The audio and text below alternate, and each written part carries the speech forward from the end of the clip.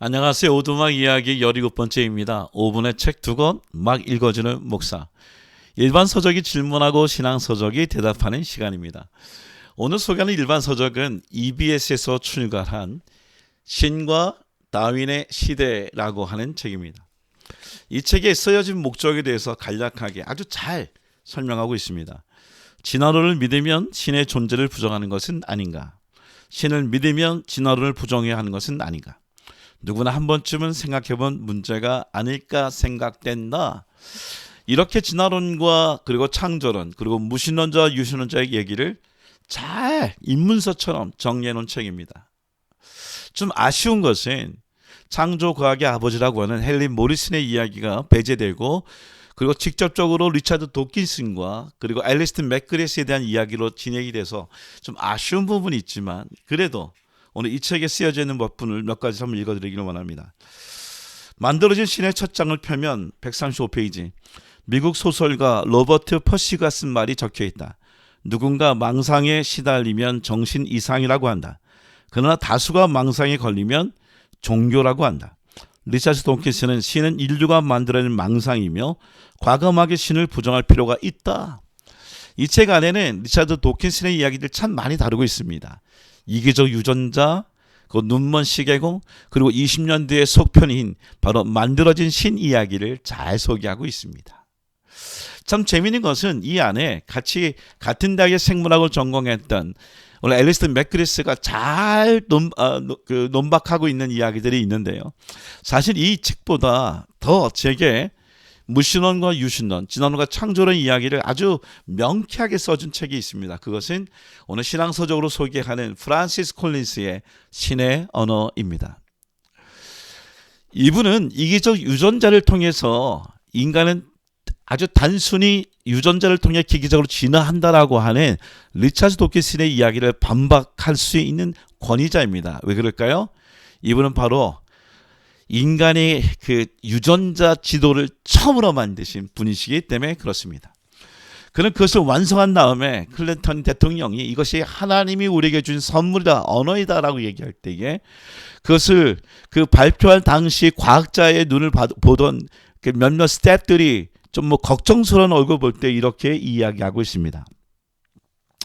솔직히 말하면 대통령이 연설을 하기 며칠 전에 나는 연설문 작성자와 긴밀히 연락하면서 그 문안을 꼭 넣어달라고 신신당부했다.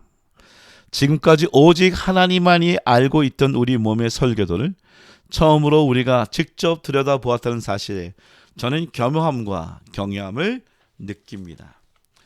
여러분, 이분은 부모로부터 신앙을 받았던 분이 아닙니다. 철저히 무신론자였었습니다. 그가 자신이 어떻게 유신론적 진화론자가 되었는가에 대한 설명을 300페이지에 잘하고 있습니다. 이렇게 얘기합니다. 어떤 분이 제게 C.S. 루이스가 쓴 순전한 기독교라는 작은 책을 알려주었다. 저는 신앙은 비이성적이라 굳게 믿으면서 나름대로 논리를 폈는데 제 논리가 그 책에 다 나왔더군요. 내 인생에서 어떤 결정을 내릴 때는 항상 자료를 모아 그것을 자세히 검토했는데 왜 유독 한 가지 아주 중요한 결정만큼은 그걸 생략했을까요? 그건 하나님을 믿는가 믿지 않는가라는 문제였다.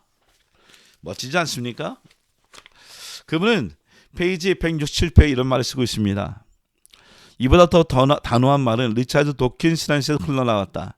도킨슨은 이기적 유전자, 눈먼 시계공, 악마의 사도 등을 통해서 다윈서를 기초로 종교에 관한 자신의 생각을 매우 과격한 말투로 결론짓는다. 에이즈 바이러스는 미친 소병이다. 이거 얼마나 분노하겠습니까? 이 얘기를 들은 우리 유신론적 진화론자인 오늘 프란시스 콜린스 이야기 이렇게 얘기합니다. 내 안에서부터 세계관의 조화를 찾아야 할 필요성을 느낀 건 우리 인간과 지구상의 다른 유기체의 개념을 연구하기 시작하면서부터였다. 나는 이러한 자료의 마음이 불편해지기는커녕 모든 생물이 서로 유연하게 관계가 있다는 것, 이 명쾌한 증거의 경외심을 느꼈고 이는 전지전능한 존재가 새로운 거대한 계획이라고 생각하게 되었다. 유신론적 진화, 독실한 신앙을 가진 진지한 과학자들 사이에서 그들의 입장을 대변하는 말로 흔히 사용될 수 있다. 멋있지 않습니까? 그러니까 물리학자였던 그가 의사가 되고, 그리고 그가 인간이 갖고 있는 이 지도, 유전자 지도를 만들면서 신이 살아있다는 것을 믿게 된 분이셨습니다. 그분이 한 번은 아프리카에 갔을 때에 의료 선교 갔다가 그런 고민이 생겼어요. 수많은 환자들을 보면서 내가 과연 이 모든 사람을 고칠 수도 없는데 나는 과연 정말 의사일까? 이렇게 아주 고뇌에 빠졌을 때에 잠깐 하나님을 또다시 만났던 이야기가 적혀 있습니다. 그는 저녁에 두려운 마음으로 그리고 당혹한 마음으로 고민하다가 한 병자에게 찾아갔을 때의 이야기입니다. 나와 문화, 경험, 조상의 다른 많은 사람들 중 한 사람일 뿐인 오늘 병자를 얘기합니다. 그 병자가 내게 말해줬던 말을 기억한다. 선생님, 제가 보니까 선생님은 지금 내가 대체 여기를 왜 왔을까? 그런 생각을 하고 계신 것 같으네요. 제가 알려드릴게요. 선생님이 오신 이유는 딱 하나예요. 저를 위해 오신 것입니다. 이야기는 마치 이 세상에 예수님이 온 일을 위해 구원하러 오시기는 했지만 바로 나 자신을 구원하게 오시기에 오신 아주 완벽한 그 하나님의 계획을 마치 리차드 도키스 여기에 있는 콜린스가 이 얘기를 통하여 우리에게 전해주고 있습니다. 여러분, 신과 다윈의 시대에 살고 있는 우리 무신론자의 길을 따라가겠습니까?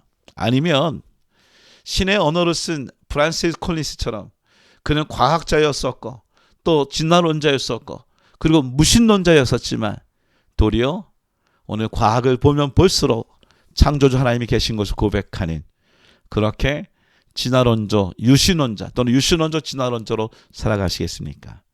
그 선택은 바로 저와 여러분 가운데 있습니다. 샬롬.